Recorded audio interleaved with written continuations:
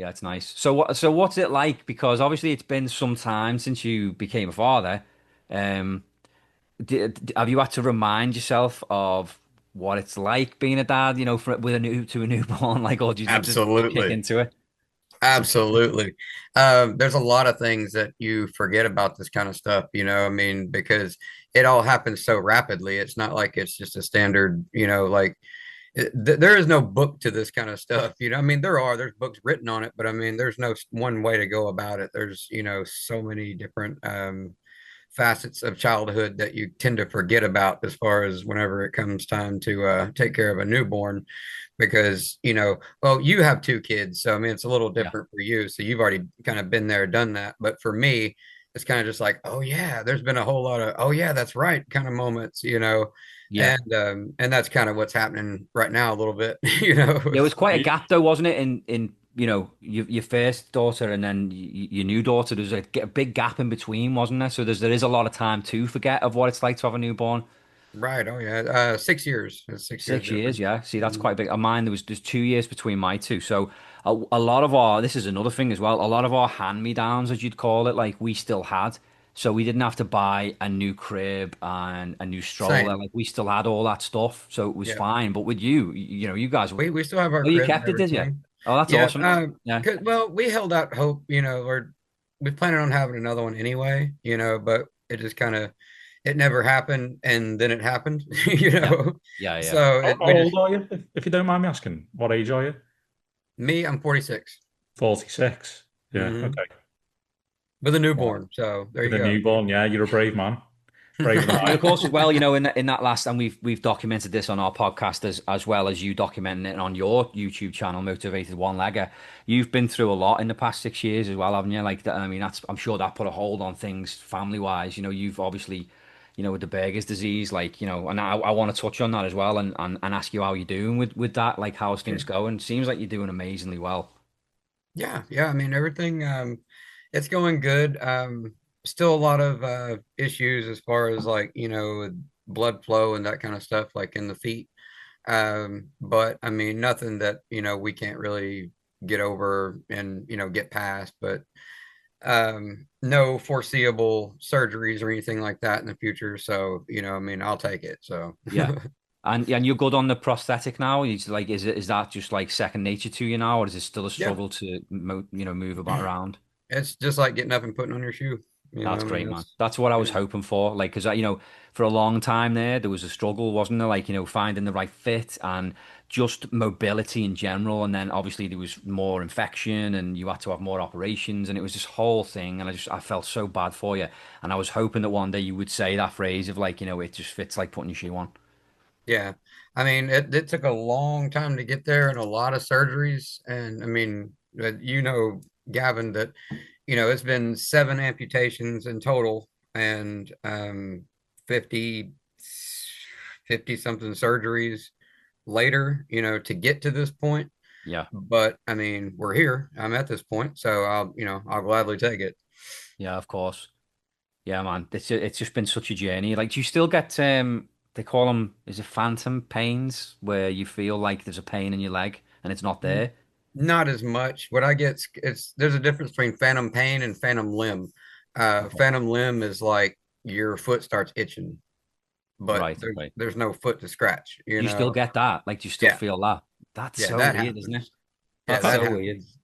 It's the Let me ask you brain's about the wired logistics, to like how say it do you again. like how do you like deal with that? Because obviously, like for our listeners, I think it's probably worth catching people up, right? Like obviously, your disease, you've had to have a leg amputated, right? Like up to Mhm. a certain point. Now, when you get an itchy, you feel like you get an itchy foot. Is there anything that like satisfies that sort of itch, or are you just Mm, like kind of stuck? Like, oh fuck, great. well, I mean, a lot of times they tell you, it's like scratch the other foot, do that kind of Right. thing, or scratch your prosthetic. It's like actually if you actually feel that, then reach down there and scratch your prosthetic. None of that's really worked for me. What I like to do is I'll just take, you know, um, like a hairbrush or a really rough towel or something like that, and I'll just like go back and forth like you're brushing your teeth across the end of my stump, and that'll sometimes kind of rewire the brain to be like, kind of that same Yeah. sensation Yeah, when you scratch something and you get that kind of that relief from it, you know. Yeah. Um, yeah. it doesn't necessarily make it go away, but it'll kind of put it at bay just for a little bit and Because there's take nothing it worse than like, you get it on your back and you can't quite reach where it is. There's nothing exactly. worse. So I can't imagine it actually being Mm. there when it's not there. Like to Yeah. actually not be able to satisfy that itch. Like, yeah, that The would be closest awful. thing I can equate that to in my mind is like when you get an itch somewhere on your body, like you've just said there, it's like a spot you can't reach. But worse, like when you're like, okay, my arm is itchy there, right? And you scratch it, but it's not quite the right spot, but it's in that Yeah. area. Yeah. You know what I mean? Like that's the closest thing my brain can equate it to. It's a Would that be very, about very would that weird be about right? sensation. Like would that be an accurate sort of Yeah, comparison? Yeah. Okay. absolutely. Like itching yourself with a wetsuit on or something like that. Yeah. You know, Mm. it's like you can still get that kind of Yeah, but it's not you quite feel getting that to it, is it? Yeah. feeling, but it's not really doing Not that doing like it. that hardcore kind of scratchy. It's not Yeah. doing anything, you know. It's just more or less rubbing it around, and that really that, Yeah. For kind sure. of counterintuitive, you know. Yeah. So in terms of like of your mental health, like how's that been lately? Is I'm sure having a new baby's, helped. Uh well, it's been rough, we'll say, you know. Yeah. You have good days Um, and bad days. Absolutely. I mean, I suffer from PTSD due to so many surgeries and hospital stays and excuse me, and just various things like that. I mean, I've seen some really, really bad things, stuff that people shouldn't see, Yeah. and I've seen that repeatedly over and over and over. And when it's on your own body, that tends to, wear on you, and that tends to really take its toll on you. And a lot of that's been happening. I get panic attacks, anxiety attacks, that kind of stuff. Funny story is obviously, like we was talking about before, we just had a baby.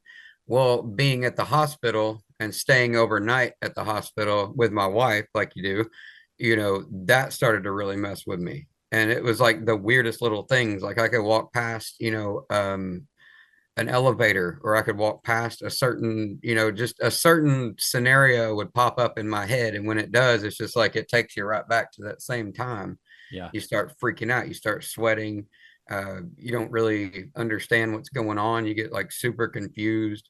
You look around and you literally feel like you're in that scenario, like in that specific time, meaning like you literally feel like you're sitting in that room, like, and the bad thing is getting ready to happen to you at any second. And then Yeah. just all of a sudden it just kind of it lifts. And when it lifts away, you're just left, you know, irritated, scared, sweaty, like it's Yeah. just it's horrible. But I mean, I have recently been talking to a gentleman, and I think what we're going to do is we're looking into something called brain remapping. It's a place here in Nashville that does it.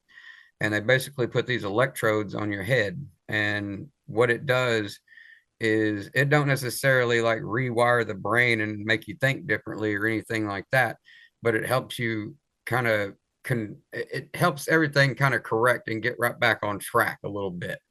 And that's something I'm really, really excited about. Something that I haven't done yet, but we're looking to get into, and that'll probably be starting next week.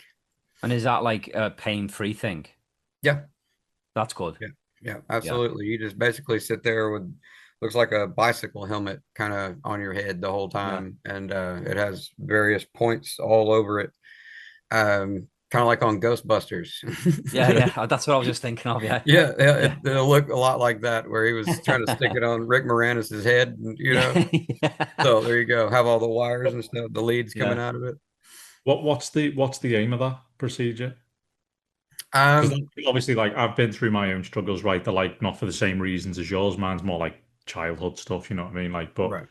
it's like neuropathy, isn't it? Like, there's a proper name for it that I can't think of, but like Yeah. I worked with a counselor over a course of years and still do on doing something similar.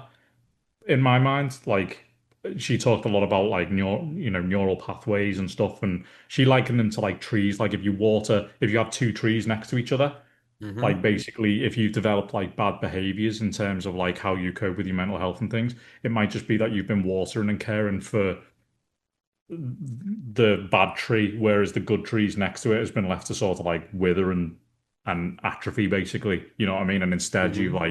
you've created this strong set of roots and this strong tree, which is a bad pathway. You know what I mean? Yeah. So it's like, what's the aim of the procedure? I guess is sort of my question for you. Well, I mean, much what you were saying just then, right there. It's to kind of get that tree out of your way and to kind of uproot that tree and be like, look, all right, that was then, this is now. We're trying to move on. We're trying to move past all this stuff. After a person experiences trauma, they experience, and have PTSD, that kind of thing. We learn to cope. A lot of people call it, being tough. Well, it's not necessarily being tough. It's getting used to a bad situation and more or less just being like, well, I guess this is me now, and this is just who I am. And you, instead of running away from it, you embrace it, and we just kind of fall into that general realm of just kind of meh, kind of just, I don't really know another way to put it. Just Just you that just learn to accept the bad tree that you've just sort of like, yeah. Exactly. Exactly. Well, this is to help you uproot that tree and get it the hell out of your way and move on and be like, look, okay, that was then, this is now. It's the past is the past. Stop living in the past. And, as like I said the other day on my channel, it's like, don't be a prisoner of your past. It was a life lesson, not a life sentence. Well, that's much what that's just trying to tell you and trying to lead you away from that and, say, look, I know you're thinking this bad thing and this doom and gloom, all this shit's getting ready to happen and it's just horrible. It's not. You're Yeah. you're worrying about stuff you don't need to be worrying about. You're focusing on things you don't need to 100% be like worrying about. 100% like the sort of stuff that I did to the counselor, but I've just thought of the name of it. It was like neuroplasticity is what they Okay. call it. Yeah, Um, it's same similar. yeah, that's cool. That's cool. I didn't know that was a thing that they could do, to be fair. Yeah, it's Yeah. amazing, isn't it, what you can do now? Yeah, it's So crazy. what's like what are your coping strategies? Like how do you cope when you're having a bad day, especially with panic attacks? Like what do you do to get out of it, to get out of that funk? What works for you? Uh, More or less, I mean, as silly as it sounds, meditate. I kind of close my eyes and just kind of just and just kind of just don't look at the bad thing, you know what I mean? And that's Yeah. kind of the way I go about it. um Having a good partner, having a good support system is definitely key. um I mean, my wife can just kind of be sitting there doing something and look over and just be like, oh no, and she can tell it's coming, here it comes, and she immediately knows just to jump in and be like, I got you. I can see it coming. I can see, you don't even have to say anything. I can already tell. Here we go. We're getting ready to be on this ride for the next 5 minutes that you don't really want to be on. Yeah. And for her just to sit there and be like, that's that right there, just that alone is one of the most amazing things that you can possibly do, and not just for me, but for anybody that's in that same scenario. Yeah. Yeah, a hand on the shoulder, a hug, uh, Yeah, the reassuring slightest thing. word, a Yeah. text message when So for does someone to say, "Hey, how you really doing?" You know what I mean? Like yeah. all of those things just make a massive difference. So for the panic attacks, like does she try and talk to you about stuff that will take your mind off it? Is that like a good way of getting through it? Yeah. Well, I mean, she'll literally look at me and just be like, "Where are you? Like, where you at right now? Are you with me? Mindfulness. Are you there? Where are we in this episode right now?" And she'll know exactly. Like, it sounds silly, but she knows exactly what I'm talking about, and she knows the feeling that I'm saying. Even though she doesn't have them, she still gets that same type of. She's seen it so much with me and dealt Yeah. with it so much with myself that she knows the questions to ask. She's, where do we attack this from? Are you still there? Are you here back? Are you back home with me now? And again, that it's key to know to know how to talk about it and know how to map it out once it does start happening. Yeah. And having her around to help out with that kind of stuff is definitely huge, you know. Yeah, well, it is because I was just thinking about it. Like, not everyone's got a partner like that. You know, there is some people out there that they're just Yeah. disconnected from that kind of thing, and they're just not a helpful person. Sometimes it's not a natural thing that somebody has to be able to help someone when they're in need like that. So it Hmm. actually is amazing that you've got Kim for that. I mean, that's incredible. I think Absolutely. a lot of the time, in my experience anyway, a person has to have been through an element of suffering with their mental health to grow empathy for it. Like I remember years ago, like 10 years ago, before I had my struggles or they really started, my wife was saying to me, like, you need to go and get counseling, like, you're heading down path and all that sort of stuff. And I was like, nah, nah, I'm fine. You know what I mean? Like, it's like, why are you even talking about this? And if anyone had mental health struggles around me, I just didn't understand. I had no empathy for it whatsoever. I did the whole, oh, you'll be all right, or, like dismissive of it. Like, it wasn't intentional. I meant it from a good place. Like, I was trying to G people up and like keep them on the up and up, but I didn't understand. And it took Yeah. me personally going through my own shite. And, I was diagnosed PTSD for different reasons and anxiety and depression and all that. Like my thing, like the first panic attack I had, I was in the shower after coming home from basically walking out of a job on like the second or third day. Like, don't even remember driving home. Got in the shower, always a comforting thing for me. For whatever reason, I just had like a panic attack and I ended up on the floor of the shower, scrambled out of the shower, crawled over to my phone, literally thinking I was having a heart attack to call my wife or the doctor or an ambulance or something. And by the time I got to the phone, the worst of it had sort of passed. And I realized that it probably wasn't a heart attack. You know what I mean? Very similar feelings to what you described there, like with sweating and stuff. Now, how they generally manifest in it, like I had one this morning, was in bed. Like I'll wake up at like 4 o'clock in the morning, anxious, panic attack for no reason. And like Spring right up too. exactly my coping mechanism in that sort of headspace is literally to lie there and I just repeat to myself in my head for hours sometimes. Everything's good, but everything's going to be great. Everything's good, but everything's going to be great. Over and over and over again. I'll repeat that to myself. I'll put my hands between my legs so I've got like pressure on my hands or something. And Hmm. that's just like sort of like my dealing with it there. But yeah, like until I went through, back on the original point, I had no empathy for it. And it was not for not wanting to, it's just you couldn't put your health in that you couldn't put yourself in that position because you don't understand, you know what I mean? It's like I could never pretend to know what it's like losing a limb. Yeah. You know Right. what I mean? Like we can talk about it, but I'll never understand unless that happens to me. And God forbid, I hope it doesn't. But I think it's the same with like mental health, innit? Oh, definitely. 100%. Absolutely. I mean, again, there's so many different facets to PTSD.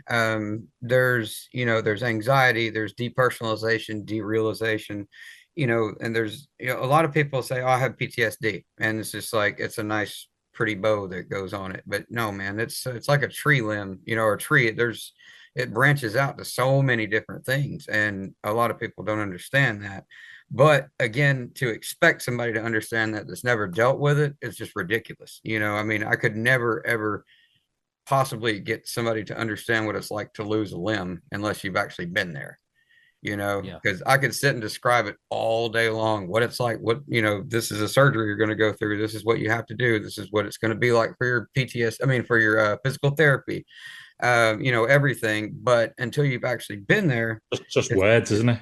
absolutely, Just words absolutely, and theories, yeah. and that's what I try to do with my YouTube channel is it's mainly there to help people deal with their new normal, is to help Yeah. people that they've already been under the knife, they've already lost their limb, they're sitting there in bed looking around going, what the hell do I do now? What this is, I'm stuck, I'm useless, all this stuff. I'm there to help you focus on not feeling that way and understanding that no, you're not useless. Right now you're going to have a little bit of probably, a month, 6 weeks, something like that of downtime, maybe even a couple months. And at that point, you're going to get your prosthetic, you're going to start moving back on, and you're going to realize, oh, well, again, it wasn't a huge roadblock. It was just a bump in the road, Yeah. and I think that's much, much the same with mental health as well.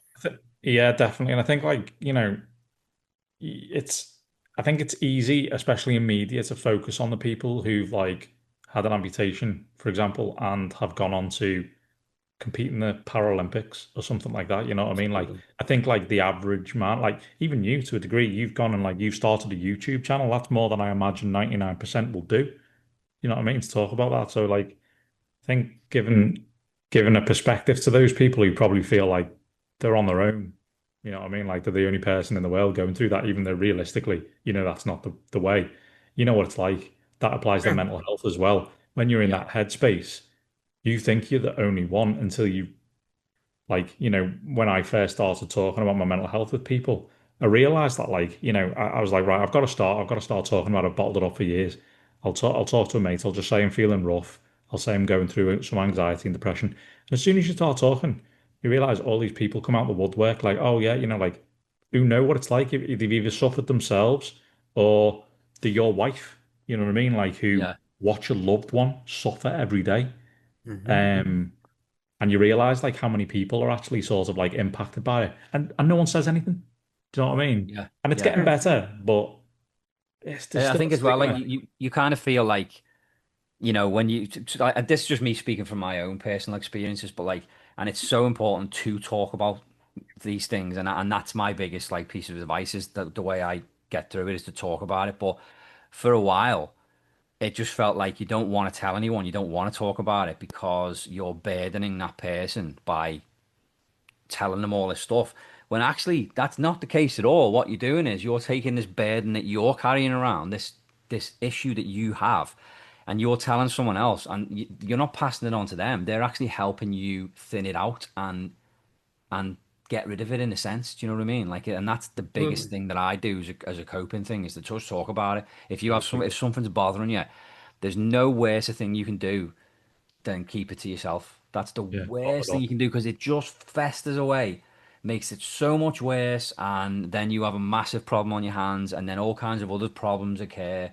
And unfortunately, I've not been through panic attacks. I have sort of felt like I have in the past when I had got a gallbladder pain. I went to the hospital about that, and they said, "Oh, you're having a panic attack," because apparently the symptoms to the pain that you get here from gallstones is the same as having a panic So attack. Like it wasn't a panic attack, but it's never got to that point because I feel like I'm quite open and honest with my feelings, and I'll just talk about it with a yeah, I'm the same. friend, with my wife, like whoever. It's so important. The thing is, as well, you said like it spreads, it sort of thins your own problem. It definitely does.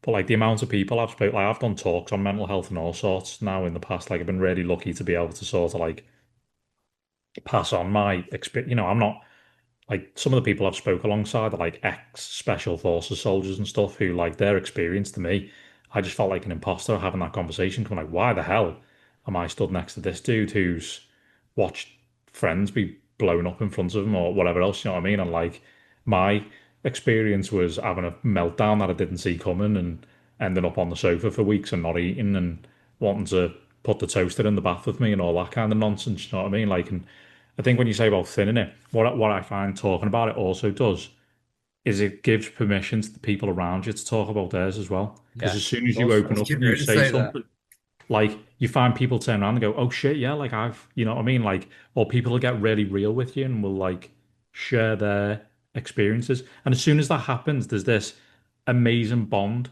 between two people. It doesn't even have to be someone you know what I mean? You can Yep. just have this connection with someone and go, I get it. And just Yeah. doing that with each other, going, I get it and I get you, that is amazing. It's an amazing thing. It makes your Absolutely. problems seem so much less. You know what I mean? Like I used to, when it first happened to me, like God, this may be getting a little bit deep here, but I used to sit there and think like my family would be better off without me. I'm a Yeah. problem, I'm a burden, I'm this, I'm that. He said that Josh has said that to me. He said that exact phrase to me on more than one occasion. And I've tried my best to help talk him through it because it is you do get to that point where you do feel like that. Like I've kind of felt like that as well sometimes as well. Like with you start a new job and you with me, I've spoke to you about this before, Chris. Like you feel like you don't know what you're doing at this new job. It's imposter syndrome. Like I can't do this. You're second guessing yourself, and then you start thinking, if I quit this job now, my family are going to suffer. Tougher. Yeah, Well, they'd yeah. just be so much better off without me. Do you know what I mean? And that kind of talks like it's just poison to even think like that. 100%. Yeah. And I think it's a real problem amongst men It is, and but because, it's the thing is as well. It's just not true as well because can you yeah, imagine yeah. like when your head's in the right place, actually imagine that playing out like that. Your family will be absolutely Oh, devastated. you Be the can't worst imagine. thing. Like, I had a mate who offed himself, and like it was horrific. You know what I mean? Like the void that he left behind. Like this was like I'm terrible with time ranges, but like 10, 15 years ago this happened. And there's still probably not a week that goes by when I don't think about it in some fashion. More because I think at this stage I relate it to my own situation. And like you say, the actual reality of that situation is very different from when you're in that headspace and you're like, you know what I mean? Like my family be better off without me or whatever, like, which is just not true. But at the time, that is the last thing that you can think of. Yeah, Do you know what I mean? I'm like, I'm not saying this is not a problem in women. I'm sure it is, and this is not to take away from women's struggles at all. Like, but I think in male culture anyway, there's like that still that old-fashioned mindset of be the breadwinner, you know what I mean? Like yeah, be the solid one in the family, be the disciplinarian, be be the hard face, you know what I mean? Like be the yeah, one who's calm when everything's falling apart or not. It's so much pressure. Do you know what I yeah. It mean? And is. like a lot of the time you just sit there and you know what I mean? Like it's so easy for lads to just be, and we kind of touched on it just before we started recording. How you doing? I'm fine. Yeah, I'm Yeah, fine. Fine is like, or So okay many people's is, last words are, "I'm good. I'm fine." yeah, yeah. When the reality Sadly. is, it's like great, good, mediocre, average, on the edge of the abyss, fine. You know what I mean? Like, yeah, yeah, yeah. It's true. And the thing is, when somebody tells you that they're fine, there's nothing you can do apart from just offer support. And sometimes it's very convincing when somebody tells you they're fine. You genuinely do believe them, which is why it's so important that people talk, men talk about these things. Like if something's bothering you, you have to talk to someone before it yeah. gets to that point. Here's a question for you guys. If someone asks you that question, do you actually tell them? Are you okay? Yeah. I suppose it depends. Like if it was just like a passing sort of like, how you doing? You all right? Like I'd probably just say, yeah, I'm fine. But I think it's hard to say because I'm not in that place at the moment. Like, and hopefully I won't get to that place. But I would because I like I have this was just saying before like the best way to get out of that is to talk to someone. So I feel like if somebody asked me, I would You'll tell. tell them. So I feel like, you know what I mean? Like big part of my job as a project manager is relationships with people and talking to people. And I have like a daily internal struggle with myself about whether I'm oversharing. Honestly, like if people really, will That's say me like how too. you doing, if I'm like genuinely okay, I'll go, yeah, yeah, I'm good. You know what I mean? Like because I've rewired my brain to be like this now. But if I'm having a shit day and someone asks me, there's this instantly locked into the struggle of like, well, do I tell them I'm all right when actually I'm not? I'm struggling today or whatever, or do I be truthful? And like I probably take it on a case by case. But sometimes I find myself talking to people and I'm like, why am I telling them this? They probably want to shoot themselves.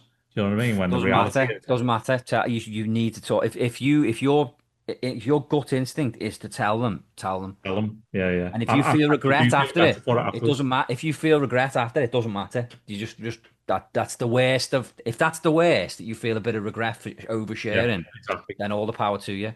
But it's so interesting because I've done that in the past where I've overshared with someone and like they've either opened up straight away and started being real with me, or they've come back to me later on or something. You know what I mean? Like 2, 3 hours down the line, like I've overshared with someone in a work setting, and I'm like, oh God, why did they do that? You know what I mean? And I start beating myself up and stuff. And then three hours later or something, a message will drop in my inbox. Thanks for being open earlier. I've actually been struggling myself. Yeah, Do you know what I mean? It's And then you end up refreshing. having a proper conversation with people, like, Yeah, and it's just it's it's refreshing to know that because you don't feel alone. It's just like, damn, me too. yeah, Oh my yeah, God, it's so great knowing that there's somebody else around me 24/7. I mean, we're not going to start a support group with each other, but at the same time, I can look at that person, at any given part of the day and be like, I feel you, Yeah, brother. yeah, it's You're that, having isn't it? It's you're even having a if it's a rough time, fleeting aren't you? moment, even if it's just that passing moment, you know what I mean? Like, Yep. I've formed connections with people off of those conversations where, like, maybe for them it's the first time they've ever said that to anyone, and it's Yeah. come from me just being a bit forward, you know what I mean, and a bit open about it, you know what I mean? Or like you say, you get that connection with someone where you see them, and the next time you see them, you go, yeah, you ask the genuine question. Then it's like, how you really doing? Yeah. Yeah. It's called trauma bonding. Is that what It, it's got a name, has it? Oh, right, yeah, okay. it's trauma bonding is what it is. It's two people that can identify no matter what you're a soldier. Well, I have surgical PTSD and medical PTSD, that kind of thing. It doesn't matter. It's two people that can still come together and just be like, how's your day going? How is your day going? Not, Mr.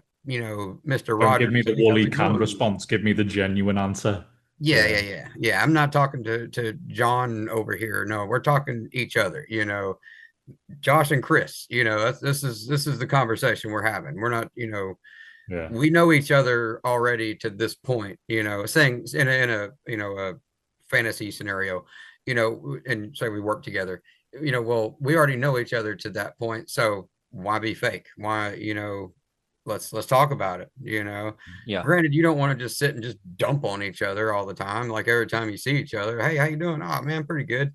You don't have to have a whole big long diatribe of your feelings, but at Yeah. the same time, it's good to know that there's somebody else out there that when you do see them going wrong, be like, hey, whoa, come here, come here, come here. Let's Yeah. talk. Yeah. Let's That let's hand go on the somewhere and shoulder as you're talk. passing in a corridor, like that squeeze on the shoulder. You know where I am. Yeah. Yeah, Yeah. exactly, exactly. It immediately gives that person a, kind of just like a passing phase. They'll stop, and be like, "Hey, what's up? Yeah. No, no, no, 100%. no, no, no. Come here, come here. Tell us, come here. What's up? Like, let's talk. What is going on? Yeah. Versus just like, hey, it's a good day. Whatever. You can tell that person is genuinely having a good day. Yeah. Well, Yeah. you start to identify with each other a little bit more, and yeah, there's definitely a lot of scenarios out there, and it's amazing to have that person in your life, really, to be truthful. Yeah. Yeah. It's a blessing, isn't it? It's an absolute blessing. What So do you Chris, what call what do coping? you do, Chris, to like Cope. well, yeah, I guess like cope, but like what do you do to sort of like even when you're in a good place, what do you do to Stay bring there. joy to your life? Do you yeah, yeah, stay there? Like what do you do to try and stay on that Guys, right path? there's a lot of things really. Like a big thing that, and I know it sounds cliche, but a big thing that I found helped me over the last few years, and I didn't think it would. I thought it was a bit of a, oh yeah, they all say that. Um, Physical exercise. Like I started running 3 years ago, and at first, even now, to be honest, like I dread going. You know what I mean? Every part of me is like, "Oh, I don't want to go out for a run or do this or do that or whatever." You know Yeah. what I mean? Like, um, but I feel myself getting antsy when I don't, and I'll go and do it. And it's just that it's like mindfulness, do you know what I mean? It's just taking out of your usual thing, the endorphins of being out. It doesn't have to be running, it can be walking, it can just be swinging your arms around on the spot, you know what I mean? It doesn't matter. It's just doing something that gets you into a place and like meditating. Used to do a bit of yoga. I found that really helped when I was really at my worst because it was just all about mindful movements and things. There's that, playing with my son. I make a point of doing hobbies regularly. You know what I mean? Like I've talked in the last episode about D&D, right? Like a big part of my coping with mental health is D&D because and like I'm sure if I was sat in front of a psychiatrist now, they might slap me on the wrist for this, but for a few hours a week, it's disassociating from the problems and all that, doing a silly voice, pretending I'm something else and I'm somewhere else for a few hours, it's just an escape, you know what I mean? And a bit of gaming, like, you know what I mean? Like playing computer games, even if for an hour, for that hour, Mhm. I'm like, I've got a very active brain. Like, if I'm not thinking about something, I'm overthinking stuff I shouldn't be thinking about. Yep. I'm worrying that I'm a bother. I'm like imposter syndrome is something I suffer with massively, and I've talked to Yeah. you about this quite a lot in the background, Gav. But you know what I mean? Like, so those are the things that help me. Being around my family, having, supportive wife who gets it, talking to my family and stuff about it, doing that exercise, looking after myself, you know what I mean? Like, even if that day is small things in a challenging environment, you know what I mean? Like if when I'm at my absolute worst, and say for example I've been off work, even getting up, doing your teeth, getting a shower, putting your clothes on, you know what I mean? The things that might otherwise feel like a mountain to climb on that particular day, doing them is Yeah, because no one's coming to save you. You know what I mean? Like you've got to save yourself, and that starts like one action at a time, I think. yeah, Yeah. I agree. Yeah, for sure. For me, it's like Right. I like obviously like to sing. Like that really sort of helps me with my mood. Always has done. Video games, playing with my kids, which my son and me, we love playing. We were playing Minecraft before. Playing Minecraft is so good for your So mental health. therapeutic, You're isn't just it? building stuff, and the music that's playing is just like so. I listen to the music on Spotify off that game on its own because it's so just relaxing. So I'll They do nailed that, it, and then haven't they? The what's that? da, da, da, Yeah, yeah. da. Yeah, it's brilliant. Yeah. And then, probably one of the biggest ones is doing this podcast, which is why I've stuck it out for so long. It's been almost 10 years and I've so many conversations with so many different people, and it really helps. I mean this with the greatest of respect to the listeners, but for that alone, screw the listeners. It's good for me. Do you know what I mean? Like it's really, 100%. even without, fortunately, we have listeners, which is great, and we have a good support team there.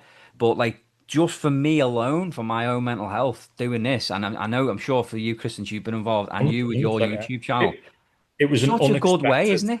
It's a good it was an outlet. unexpected benefit, to be fair. The like when I first come on the podcast as a guest, I was like, oh, I'll do it once, gives Gav a guest. I have a bit of a laugh. I see what it's about. Cool. Walk away. You know what I Yeah. mean? And then I realized like I'm like yeah, screw the listeners is always like a funny It's thing, a isn't it? terrible But thing to like say, but you know what I yeah, mean? because Like, because it's good obviously for we worry you. a lot. We worry a lot about like making sure that the content's engaging for people and all that kind of stuff. Yeah, But it's we've probably absolutely lost about 5 or 6 listeners just from saying yeah, they that. just turned off. Yeah, screw the listeners. Yeah, no, no, no. Like, obviously they're important, super important. Like, without them, Yeah, this doesn't exist. But at the same time, on the occasion where we cancel, honestly, the thing that bothers me about it is like, oh, I was looking forward to speaking to Gav today. yeah, I was looking forward to getting on and having a real conversation about whatever for yeah, half an hour, seeing 100%. seeing a face. You know what I mean? Like, yeah. It's good. It really is good. yeah, I agree with you, 100%. See why I was so adamant about getting on today? Yeah, I Josh, like, come on, let's do this. I'm was like, like, dude, we'll please, just you don't move it. And Josh was like, understand. no, we'll do it today. Yeah, Like, yeah, no, you don't understand, man. Trust me. I need to talk to somebody. yeah. If you do that, I'm No, going to it's good. ship you glitter. If you cancel this, I'm shipping you glitter. Yeah, yeah, yeah. So, like, is that? I assume that it's the same for you, Josh. Like, what do you do to when you're in a good place? What do you do to help stay in that good place? Well, I mean, obviously my kids, my wife and kids, I mean, that's the obvious answer. That's first and foremost. Um, and then after that, it's much like you with the show is me with my channel, because on my channel I have, various videos that are, where I'll have part one, two, and three of this thing that I'm doing. And I also have my own show that I run on there called Spotlight on Amputees. And it's exactly basically doing what we're doing right now, is more or less just sitting around talking, just talking it out, and learning more about that person, that kind of thing.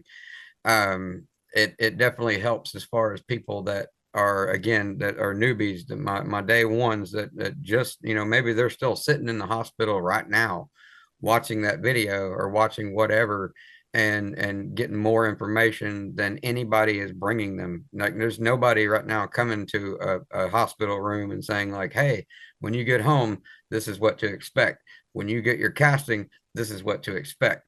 When you go to deal with the insurance company, so on and so forth, and that's what I try to do with my show. But I guess roundabout is helping other people helps me. Yeah, you know it takes the focus off my mind, off myself, and helps me focus on others, whether it be my wife and kids, or another friend that I have, or a stranger. It doesn't matter. If I can, honestly, if I can just help other people and just kind of walk somebody through something, I feel so much better about myself. Like I feel, and it's not just like, look what I did. No, it's not that. It's just a matter of coping. And it's, I mean, it's it helps people deal with such, stuff that they weren't quite ready to deal with yet, and that definitely helps me as far as like, again, taking the focus off my own stuff and just focusing on somebody else for a while, you know. Yeah.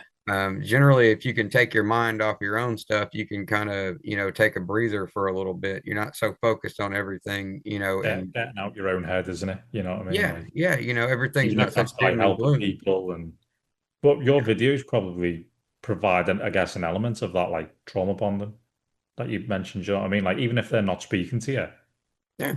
just seeing that you're not the only one going through that sort of thing is probably hugely therapeutic.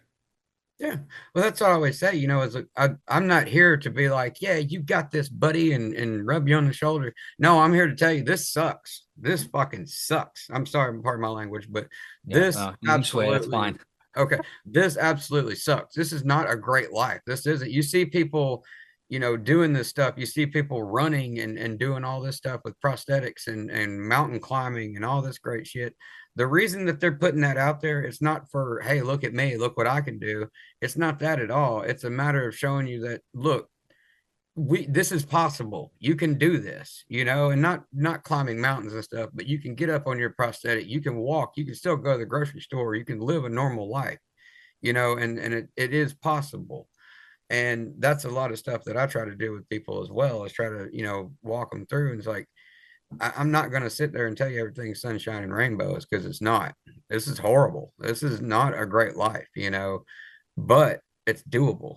It's something that we can do. And when you're in this situation, you have to do it. You have no choice. I guess you do have a choice, but that's not an option, Yeah. Yeah. Yeah. and yeah, so it just helps people deal with their new normal, I guess. Yeah. That's it. It's all about adjusting, isn't it? It's a new kind of life. It's a new adjust. There's just so much. It's so different to what you're used to, and it's just about finding that. And then once you're on that path, you know what you need to do. You know where you need to go, and it's yeah. That's me Yeah. saying that who has no clue. I'm just going off what Josh is saying. Yeah, it's like much like the difference of getting a divorce or losing a limb. It's like, well, I got a divorce. I lost my wife. I can go get another wife. I can find somebody else and form a new life. So can she. She can do her thing. You lose a limb, it ain't growing back. There's no surgery to put a new one on. There's no anything like that. They don't have limb transplant surgery in any part of the world. I don't care where you want to look. Yeah. So it's a big, big, big pill to swallow. And a lot of people, it takes a long, long, long time to realize it and to quite understand what the hell's going on. And there again, that's where your PTSD and that kind of stuff comes into play. It's not necessarily, I've seen terrible things. I personally have seen some, we don't have to get into it, pretty horrible shit. But, you know, a lot of people, that's where your PTSD comes into play, is that sudden realization of, oh no, this is, oh no, like this isn't coming back. My leg isn't growing back. It's a final thing. Like, Yeah, yeah, exactly. Exactly. It's that sudden realization of, wow, this is real Yeah. and permanent. It's very permanent. And Yeah. that, I think, a lot of people have a lot of issues with, and I try to help walk you through that. Yeah. Would you You know. say, like, when you first found out you were losing your leg, it's, obviously hard to go back to that, but when you first found out, is it is it worse than what you thought it was going to be? And I say that because I would imagine when you first found out you were going to lose your leg, it would have been straight to, I'm going to be in a wheelchair for the rest of my life kind of thing. When Yeah. obviously, that's not been the case because you've had this prosthetic. Like, is it worse or is it better than you thought it was going to be? Well, better, you know what I mean when I say better? I don't mean better. I just mean not not as as bad. bad. Yeah. Yes. Yeah. Well, see, here's the thing is, whenever I lost my limb, I already knew several other amputees, just sheer coincidence. Okay. And so I did have a couple of people to walk me kind of through it and just be like, hey, I'm also a below knee amputee. And once I get that, or once you do get that, give me a call. I can try to help you through, walk through a couple of things.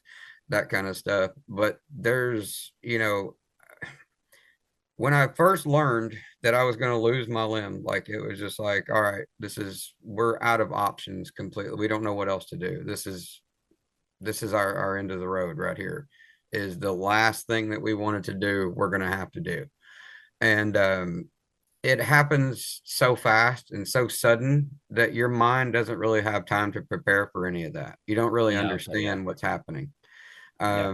You just know that you're about to go in for a really, really horrible surgery, and you don't quite understand the ramifications of what's getting ready to happen afterwards. Because it's not that you don't care, you're just not really thinking about it because there's so much Yeah. happening all at once.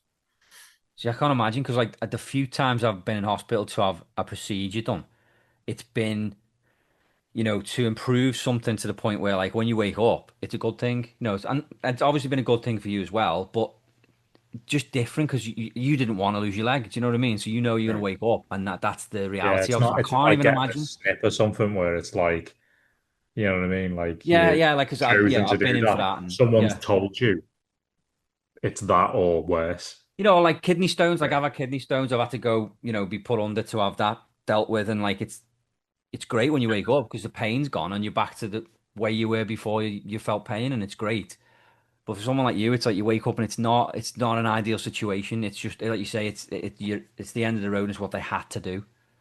So Yeah. that's obviously got to be a lot. I guess I've said to you just so many times that like you should be so proud of yourself for how far you've come and the fact that now you advocate for it now as well. You know, you're You helping don't just people. Yeah. yeah, that's what I mean. Like to actually do that, to go through it and then go, do you know what? I've been through it. I've come out the other side. I'm still struggling, but I feel like I've got something here that I can help people with, and like you Yeah. do it through your channel and stuff. That takes bollocks like as well. Yeah, and like I've seen you've been posting on Facebook like videos of other amputees who are going through it, and it's like you're literally like bigging them up, saying like, look at this person's doing it.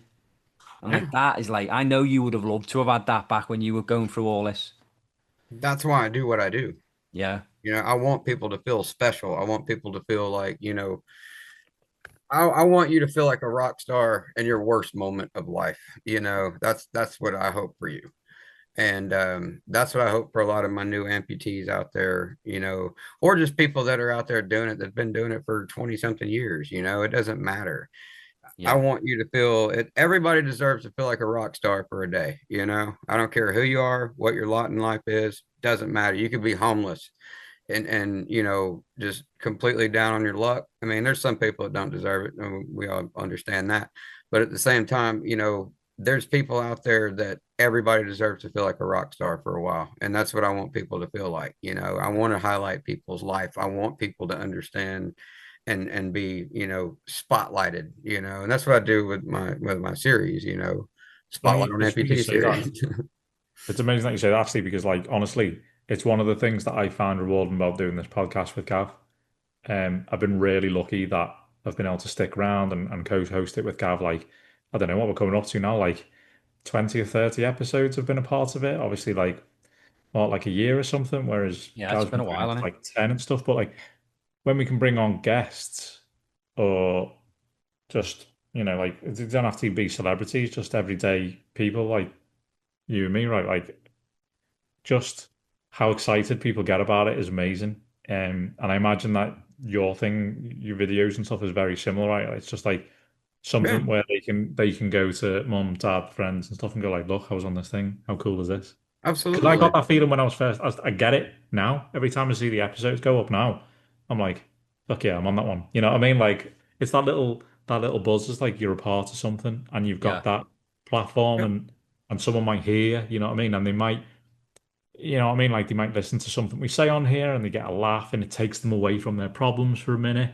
Or, you know what I mean? Like they listen to someone amazing talking like yourself, or we've had some amazing guests on in the past like 10, 20 episodes, like Laura Vafiadis, who was, like crossed the oceans in a rowing boat like in like 99 days after losing her father and stuff. Like having people like that on and like people being able to like listen to this stuff, and I'm really hoping this episode will be relatable to people as well because of like the subject and the relative of it, given the that it's mental health month, right? Like men's mental health Yeah. month. But I'm laughing. I'm laughing because Chris is like, we've had some really amazing guests like Laura Vafiadis, and he starts telling you what she's done, and then I'm just thinking to myself, if our next guest on the podcast is that busty heart, the woman with the big tits who smashes watermelons, like, it's like this is like I've talked about it on our last episode, but like she replied to a tweet that like. Or a DM that I think Scott sent 6 years ago. She just recently replied and was like, I've just got your message. Like, I'd love to come on a podcast. So, like, if that actually happens, I mean, don't get me wrong, it will give people a laugh, but not quite the same as what you were But just it's saying. all sort of like it's all like if that episode like answers some weird questions that people might have in the mind and gives them a bit of like I listen to some of the episodes when I'm out like running or I like think driving it will probably stuff. ask more questions than it will answer. Probably, yeah. But that's cool How in do I get itself, into right? Like, titty smashing? Yeah. yeah. How come I want to ask her like, you know what I mean? Like, why did it like a terrible dad joke? Like, why did it take you 6 years to come back to us? Did the comms go tits up or something? You know what I mean? Like, Yeah. Yeah. Well, the tits were in the way of her phone. She couldn't see to reply to us. I've been trying Yeah. to hit send for 6 years. Yeah. Just the I answer with a just, selfie stick, like hold it out.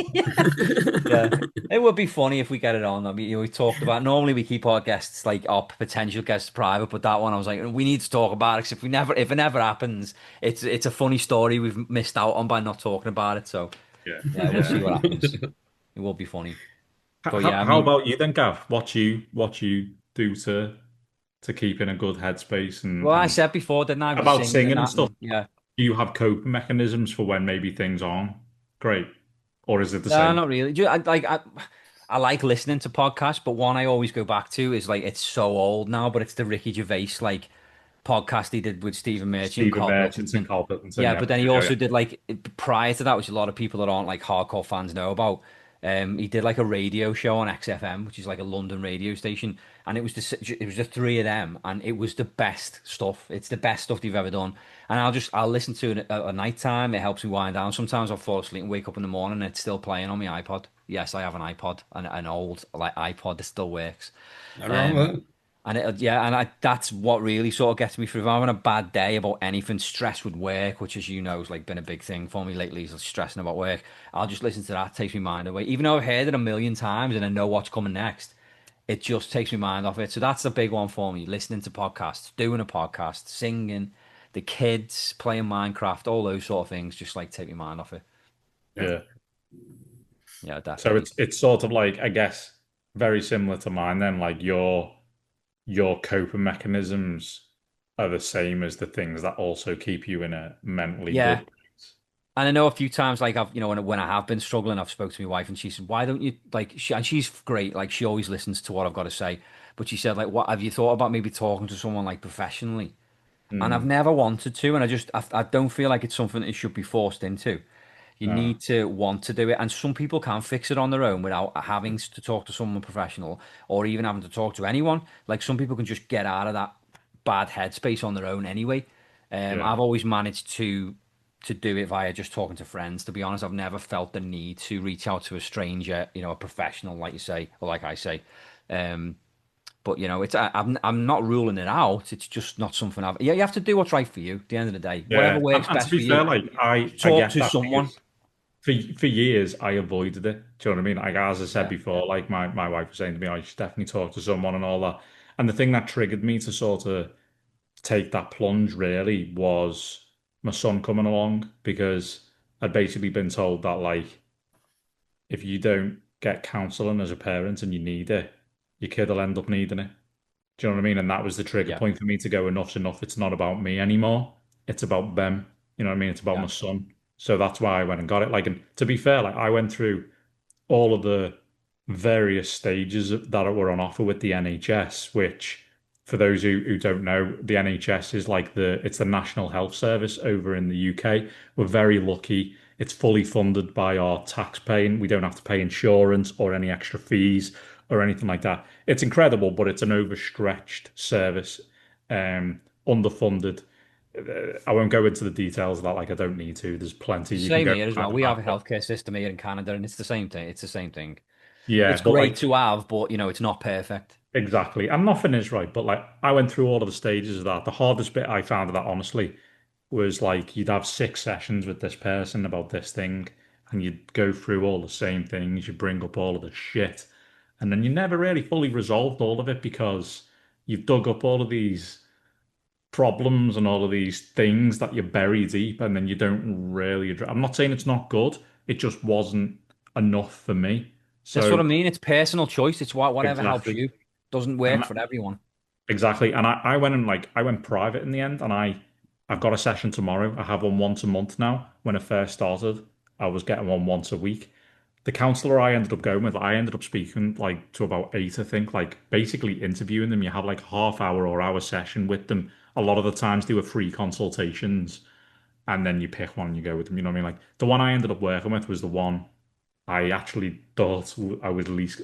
They were a tick box for me. They were a person to speak to, and Yeah. potentially, like tick someone up. Like oh yeah, I've spoken to someone, so I've explored that avenue because the person in question was all about like spirituality, and I am not a spiritual person. I'm a very practical, logical person. You know what I mean?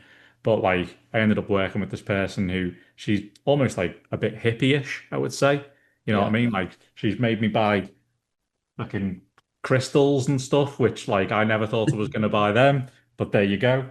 Um, Yeah. but like one of the most useful things that she's told me, I want to share is about 3 types of energy that you have. Like you have your physical energy, which you were taught by sleeping, by resting, by eating right. You have Yeah. your mental energy, which is like what I mean? Like how you deal with work and the kids and everything when everything's on fire, you know what I mean? Like getting away from those things or dealing with them in a positive way. And then you have your spiritual energy, which is topped up by play, Minecraft, right? Or YouTube or your podcast or whatever, like the things that give you joy. And I found that incredibly helpful to like know about those 3 different type of energies because like I just used to grind myself into the floor with work and stuff. That was my problem. How I would avoid it, and I imagine a lot of people do this, and well, I know a lot of people do this, is they'll just foot to the floor, 100 miles an hour all the time. Boom. You know what I mean? Go, go, go, go, go. And you never really like switch off from that. And when Yeah. one of those 3 areas goes out of kilter, the answer to those when you're unaware of them is generally the same. I'll sleep and then I'll work my arse off. All the while, you've got that cup, that spiritual cup that's depleting. And that's so easy to do when you've got kids and work and adult responsibilities and problems and bills and all this other shit. You neglect the stuff that actually makes you happy. And I think when you're in that bad headspace, thinking about doing those things is sometimes one of the hardest things, which is why I said earlier, you've got to save yourself because Yeah. the things that will help you the most when you're in that place are probably the things you least want to do. And I've seen it with friends, you know what I mean? Like where friends have been like, oh, I don't want to do it this way. I'm like, I'm not down for it or whatever. I'm like, you come, do you know what I mean? Like, I don't want to go out for a walk. Like, I just want to stay in the house. You coming? Yeah. You know what I mean? Like, Yeah. because Absolutely. sometimes people need to see firsthand that it helps them.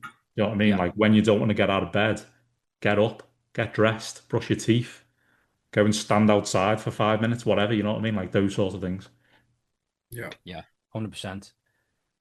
I guess we can sort of wrap it up because we've been recording for a while now, haven't we? But I will sort of end on this. My friend Tom has got this saying. I don't think it's his saying, but he lives by it, and it's true.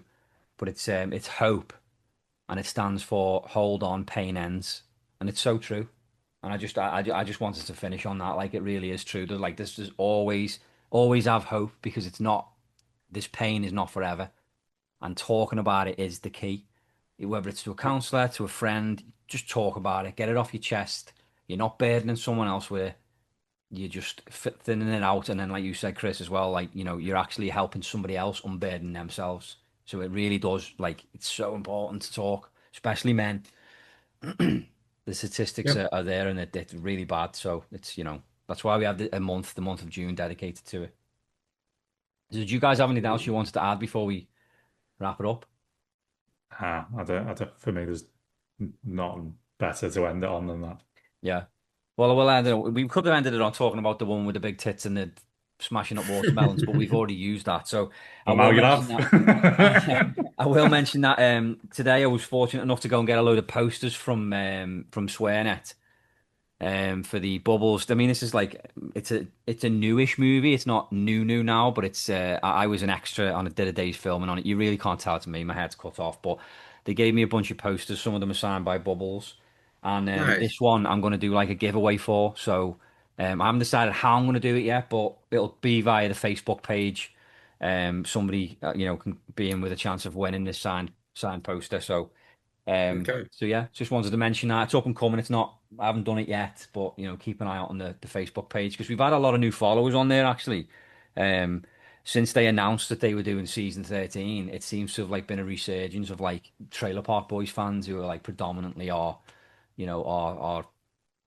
demographic on that page, if you like. It's a lot of fans of that show, followers. So yeah, we've got a load of new followers. So It's awesome. figured we'd do a little competition and see how it goes. But yeah, this has been Um, episode 233, and we'll be back in a few weeks with episode 234. Don't know who our guest is yet. Could be Busty Hart, who knows? Um, but yeah, thank you very much, Josh, for joining us. And we'll just also add Josh's YouTube channel is Motivated One Leg. I'm going to put a link in the episode so people can go and view Josh's channel, give him a follow, subscribe to his channel. You don't have to be an amputee to enjoy the channel. I really enjoy it, No. and I'm biased because I'm his friend, but genuinely, it's a really entertaining channel.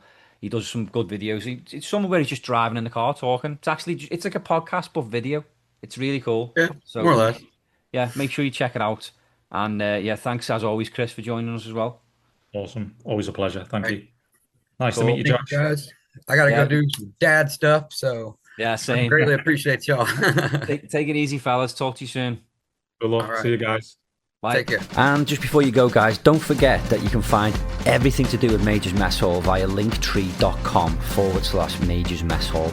And that will give you links to our Spotify, our iTunes, YouTube page, our merch over on Teespring, and also our Patreon page. And if you'd like to become a patron, sign up and all the money goes straight back into the podcast.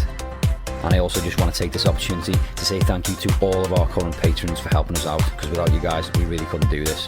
And also, please rate and review the podcast. You can go to Spotify and give us a rating on there. 5 stars, please, would be amazing. Or you can also leave us a review via iTunes. It really does help push the podcast to the next level. So take it easy, guys, and we will see you next time on Majors Mess Hall.